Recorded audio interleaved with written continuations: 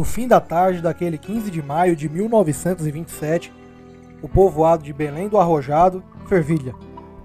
Mais cedo, se disseminara a notícia que a malta criminosa assaltara Pilões e teria sido vista em marcha naquela direção.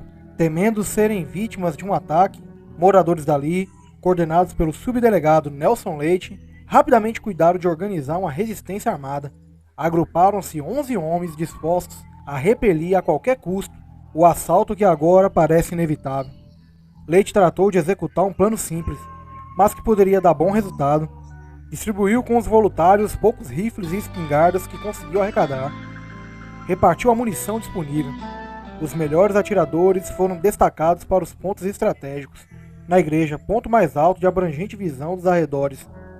Posicionaram-se 4, Luiz Rodrigues, Moisés Laureano, Joaquim Estevão e José Teotônio.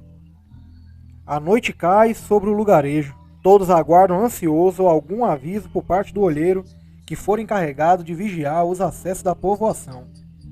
Até perto das 8 da noite, nenhuma notícia. De repente, um defensor entrincheirado no alto da igreja anuncia a aproximação do que parece ser a choza de malfeitores. A luz do luar denuncia alguns vultos se esgueirando pela antiga rua da proa. Quase no mesmo momento, densas labaredas rompem a escuridão da noite. O fogo, posto por cangaceiros na casa do rurícola João Gabriel, nos arredores do povoado, espalham-se rapidamente, atingem uma plantação de milho e a parte de um antigo curral. Josefa Augusta Fernandes, testemunha daqueles eventos, relembraria em momento posterior os instantes iniciais da tentativa de invasão da vila. Lampião desferiu um violento ataque à propriedade de um fazendeiro por nome de João Gabriel, tendo em seguida tocado fogo nos currais e plantações. O fogo serviu para alertar o povo da cidade, sendo que o mesmo já estava em posições estratégicas, nos principais pontos da cidade, com destaque para a torre da igreja. Ao primeiro grito de Nelson Leite, cerra-se intenso tiroteio. Lampião certamente não esperaria uma reação daquele porte. Impressionara-se com a fuzilaria que vem da vila sitiada. Como cangaceiro experiente que é, tenta confundir os defensores, usa a costumeira estratégia de insultar, imitar urros de animais, bradar xingamentos. Enquanto isso, alguns dos seus comandados começam a abrir fogo por outro flanco. Tentaram penetrar na vila pelo lado oposto à rua principal. Não conseguem êxito. A resistência do arruado agiganta-se com tiros de repercussão fantástica. Conta-se que Nelson Leite improvisara com devida antecedência algumas ronqueiras recheadas com pólvora, como uma espécie de granada, e passara a fazer uso desses artefatos. Os nutridos estrondos causados pelas bombas caseiras são assustadores, causam um efeito impressionante. Em pouco, qualquer objeto de forma cilíndrica, como latas, por exemplo, seria preenchido com pólvora. Improvisara-se um pavio e o rojão estava pronto. E não foram poucos os que usaram. Os atiradores posicionados na cobertura da igreja não demorariam a utilizar-se de uma variante de artifício engendrado por Nelson Leite. Luiz Rodrigues, segundo relatos, teve a ideia de acrescentar estrondos adicionais aos estampidos provocados pelas ronqueiras improvisadas pelo delegado.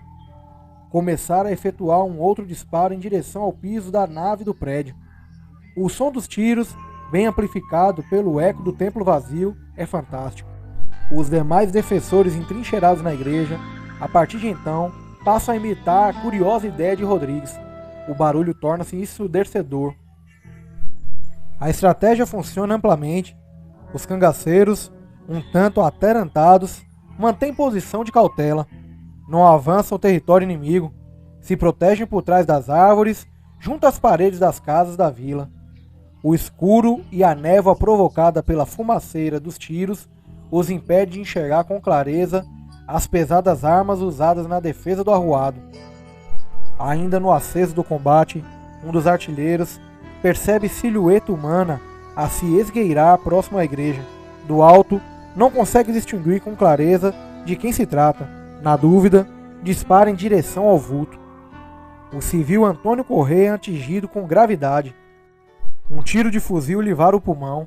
Ali mesmo, com o corpo atravessado pelo projétil amigo, daria seus últimos suspiros, o atirador confundira com um cangaceiro. Entre mentes, os celerados tentam mais uma investida contra o território inimigo. Lampião brada a ordem sem fim, grita impropérios aos defensores de Belém e aos próprios comandados. Os estrondos das ronqueiras de Nelson Leite continuam a reverberar nas colinas ao derredor do vilarejo. Um voluntário, pouco antes, havia se prontificado a prepará-las ininterruptamente, servindo como uma espécie de municiador. Furioso, o chefe de cangaço manda reacender o fogo que àquela altura já fraquejava na propriedade do agricultor João Gabriel. Atiçam-se as chamas, o vento forte cuida de espalhá-las. Vacas, bois e bezerros, presos no pequeno corral contíguo à casa, ardem no fogo. Soltam mugidos aterrorizantes. Poucos escapam à imolação. A derradeira tentativa de conquista do pequeno povoado fracassa. O desconhecimento preciso dos pontos de defesa ao escapar das ronqueiras, os tiros reverberados pelo salão da igreja, a configuração física da vila, a embriaguez de muitos do bando, o cansaço da longa marcha até ali. Lampião grita a ordem: vamos sair para economizar munição. Os cangaceiros aos poucos começam a se retirar. Disparos vão se tornando esparsos. Em pouco, reina o mais absoluto silêncio. A inteligência vencer a força. Na vila, há júbilo intenso. Os piquetes, entretanto, permaneceram ativos até o raiar do dia seguinte. Ao amanhecer, Nelson Leite faz varredura da área. Próximo à casa incendiada de João Gabriel, encontra abandonado um bornal apinhado de balas de fuzil Mauser. Os cangaceiros certamente o esqueceram. Um dos moradores da vila se prontifica para ir imediatamente até São João do Rio do Peixe para pedir reforço policial e telegrafar às autoridades estaduais sobre os eventos da véspera. A alvissareira notícia chega às estações telegráficas da Paraíba e dos estados vizinhos. Fomos atacados, dia 15, famigerado Lampião. Resistimos cerrado fogo. Bandoleiros recuaram. Vítima do tiroteio, Antônio. A passagem da horda por aquele recanto do estado teria ampla publicidade nos dias seguintes.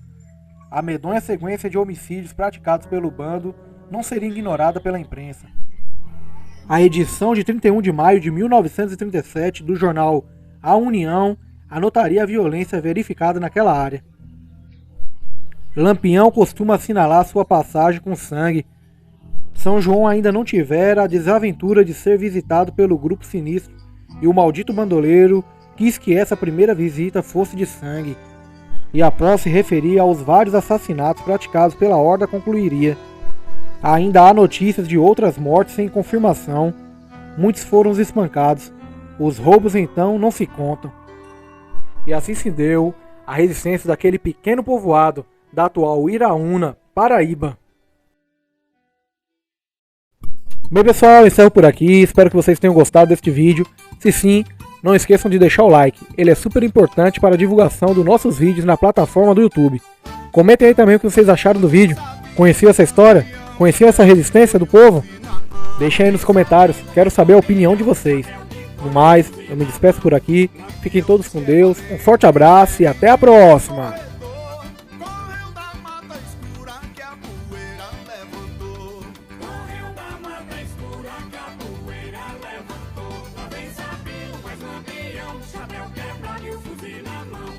Lampião tava dormindo, acordou-se assustado, atirou numa brauna pensando que era um soldado. Atirou numa brauna pensando que era um soldado. Lá vem sabendo, mas Lampião, chapéu de couro e o fuzil na mão. Lampião saiu de paz.